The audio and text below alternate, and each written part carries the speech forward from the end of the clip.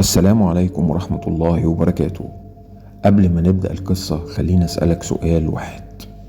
لو صحيت الساعة 3:09 الفجر وسمعت حد بيخبط على باب شقتك، هتفتح؟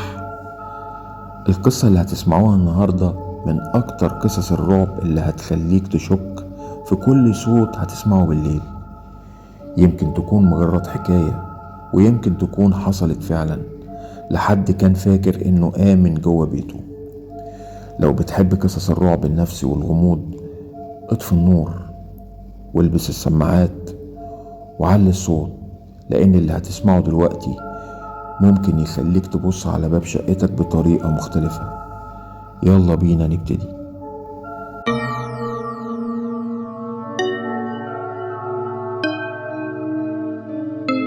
عنوان قصتنا الشقة رقم 309. انتقل محمود العمارة قديمة بعد ما لقى إيجارها رخيص بشكل غريب.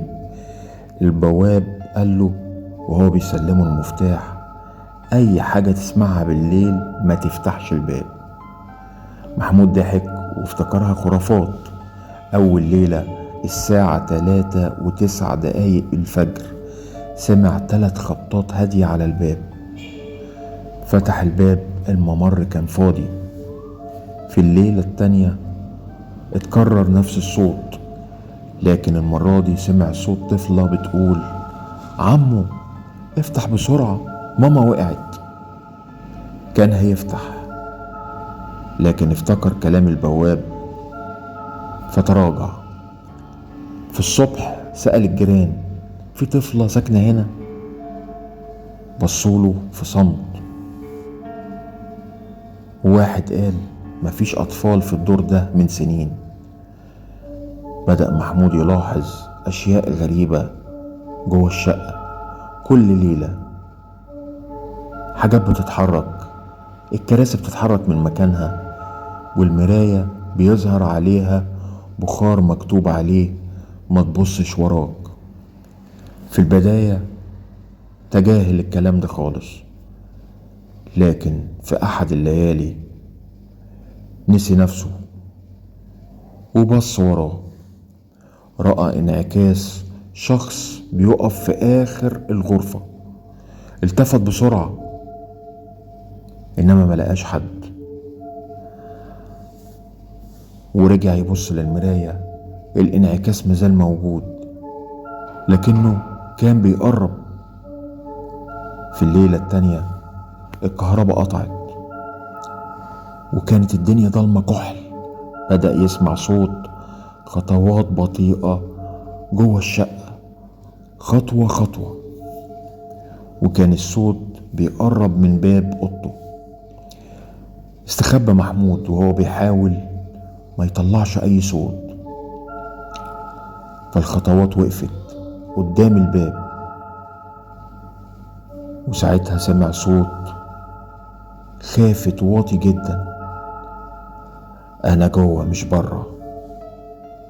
اتجمد في مكانه. الصوت طلع من الشقة والباب مقفول، وفجأة فتح باب الدولاب، ومن جواه خرج صوت تنفس بطيء، كأن حد مستخبي جوه. جري ساعتها محمود على باب الشقة، فتحه وخرج حافي، لكن الممر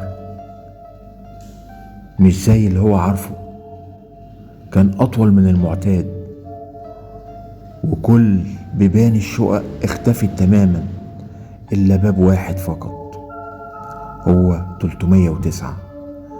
بص وراه فاكتشف إن باب شقته في الآخر هو رقم 309. جري بكل قوته، لكن كل ما يجي يوصل لنهاية الممر يرجع لنفس الباب تاني. وفجأة اتفتح الباب لوحده، وخرج منه راجل عجوز شاحب الوجه، وقال له بابتسامة باردة: أخيرا لقيت اللي هيقعد مكاني. وبعد كام يوم جه البواب مع الشرطة بعد بلاغ من السكان إن في ريحة غريبة. فتحوا الشقة ولقوا كل حاجة في مكانها، لكن للأسف ما لقوش محمود. الشيء الوحيد اللي لقوا تليفونه مرمي على الأرض. ولما فتحوا آخر تسجيل صوتي فيه سمعوا صوت محمود بيصرخ: افتحوا الباب، أنا مش لوحدي. وبعدها اتقطع التسجيل.